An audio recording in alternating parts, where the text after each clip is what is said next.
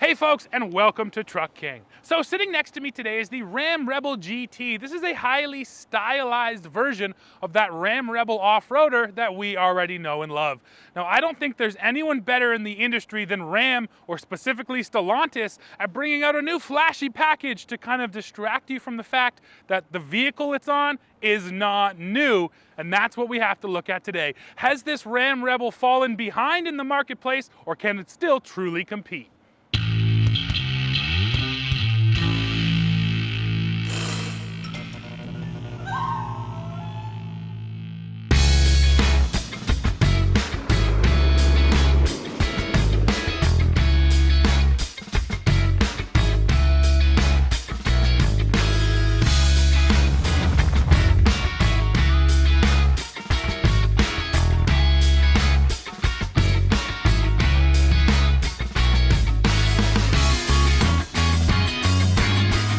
So first, the numbers that you've just seen, well, they haven't changed. This truck soldiers on with the same specs. Now, though, I want to talk about what you get with Rebel and then what you get with GT. Well, when you step up just into the Ram Rebel, you're getting a 392 rear end axle ratio, front and rear Bilstein performance shock absorbers, an electronic shift on the fly part-time transfer case that allows you to have that 4 auto setting. You also get hill descent control here, and you get the Uconnect 5 system with the 12-inch screen as standard equipment on the Rebel.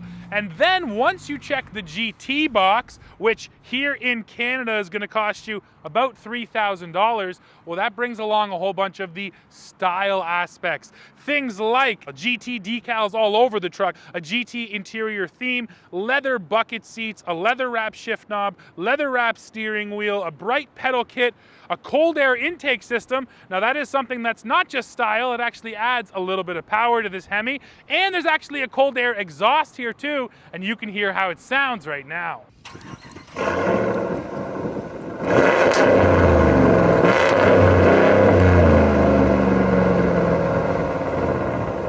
And the other things, again, are just about making it look a little bit nicer. Things like a premium overhead console, rear door accent lighting, steering wheel mounted shift controls. Yes, you do get paddle shifters, and you get performance pages. So I think the point I'm trying to drive home here is when you go for GT, you're getting a really sharp looking truck. I love the exterior and the interior. But while Ram was busy adding a whole bunch of style to its truck, well, Chevrolet was busy bringing out that new ZR2. Ford was busy bringing us the ridiculous Raptor R and, of course, the Tremor package. So now that you know what comes in it, let's go for a drive and really talk about how this thing stacks up in the marketplace today. So one of the things we do get with this GT package is performance pages. You can see them all here. And Dad, we got some empty road in front of us, so why don't we see how fast we go? Woohoo! It's pretty hard actually off the line. It really pulls. There it is. That was a 7.5, 0 to 100 kilometers, or 0 to 62 miles per hour. But yeah, that actually felt pretty dang quick. Yeah, that was pretty good. And so, of course, we do have that cold air exhaust, cold air intake. You probably squeeze in an extra 10 to 20 horsepower out of the Hemi.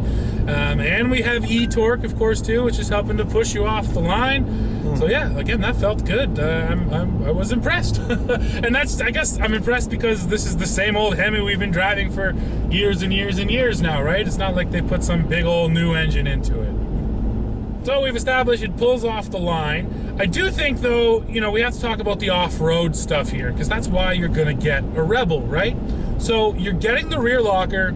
That's important. Have to have that. Yep. You're getting a nice set of Goodyear Duratrack all-terrain tires. Have to have those. That box is checked. And then I also like the shift on the fly transfer case, Dad, so you get that 4-wheel auto setting. Yep. Now, on the flip side, here's some of the things the truck is missing. It does have Bilstein suspension, but the suspension doesn't feel all that different from stock, especially when you're feeling or comparing it to something like a ZR2. So suspension in the Rebel, meh. Front differential, they've never done anything with it. They don't offer you a locker, they don't offer you a limited slip, so you're just getting a front open differential. But one of the things they haven't done either, Dad, is any of those fancy off-road cruise control settings, Ram doesn't have them. Ram doesn't do things like trail turn assist, where you can do that. Sure, you do get hill descent control, fair enough. Hill descent control is almost standard at this point in so many vehicles, though. I guess my point here is, in the off-road arena, the other brands, in my opinion, have pushed past Ram. Ram has let this Rebel sit here for years and years, and they haven't done anything to it. Now, they did bring out TRX, in fairness, which is a ridiculous off-road truck, but the gulf between a Rebel and a TRX is massive, and there's nothing to fill that void. Just like, and I feel like the other brands have those trucks, Dad. Ford has the F-150 Tremor. It has those things I just mentioned. You can get a Torsen in the front end of the Tremor, 2 different engines in the Tremor. Over at Chevrolet, you get the ZR2, which same thing, you're getting same old V8, but you're getting incredible suspension and the lift package. And then Chevy also has Trail Boss. Ford also has FX4. I think I'm long-winded now, but Ram has just let their off-road offerings, like this Rebel, wither on the vine. And I feel like in this mid kind of off-road group, Ram's been left behind. What do you think? I think, first of all, that you can't try to compare a Rebel with a ZR2 or even a Tremor. So it's probably better off to start this conversation and repeating kind of what you said, which is that there's a blank space in between Rebel and TRX. One that the other guys have an answer to. So Rebel, we have to kind of look at it for what it is, and it's good for what it is, but it's not in that arena, so therefore I wouldn't even want to compare it. Now, with Ram, the question always is, where are they going to spend their development dollars? And they've got things that they need to get done. I mean, the first thing, of course, is we've got a new twin turbo 6 coming to replace the Hemi, right? Which is, you know, that's been an ongoing discussion as to when the Hemi was going away. So, you know, there's a lot of money that's gone into that, and for the launch of that, in addition to which they are looking hard at a Maverick competitor. Sure. So, you know, if it's me, and like now I'm looking at it from a company point of view, and I'm saying, you know, I got X number of dollars to build something new. Where am I going to make the most money? Am I going to make it on a very, you know, aggressive off-roader? Well, those are great, but they don't sell that many.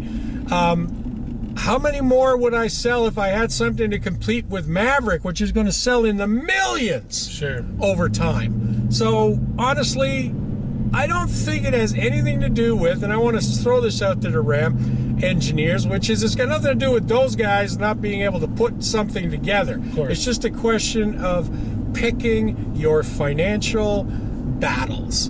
And I think that that's where they're sitting right now.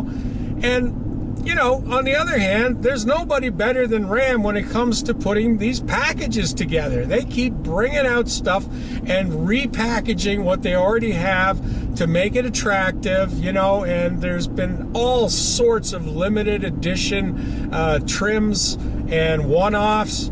You know what? The guys that buy them, it's great, because the one nice thing is you buy it, then it goes away, then you've got something unique. Sure. But, you know, all the way back to what your original point was, let's not try to compare to Tremor and ZR2. It's just not really fair.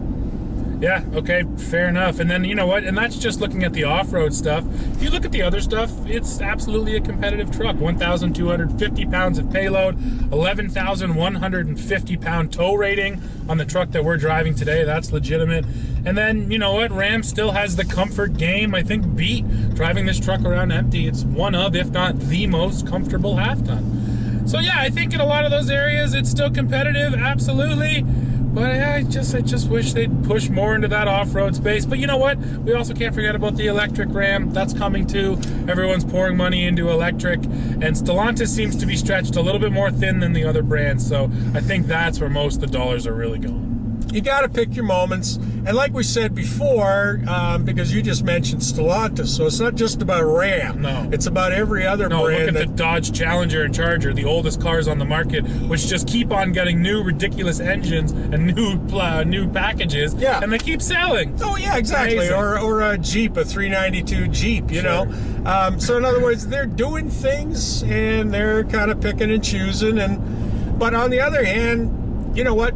Marrying these two products together, the Rebel with the GT package, I like it. It's a sharp-looking truck, and as styling goes, and we all know styling matters a lot, this one might be one of the better ones out there for sure. Without a doubt. And so, you know what? Based with what's on hand, I think this thing's a winner.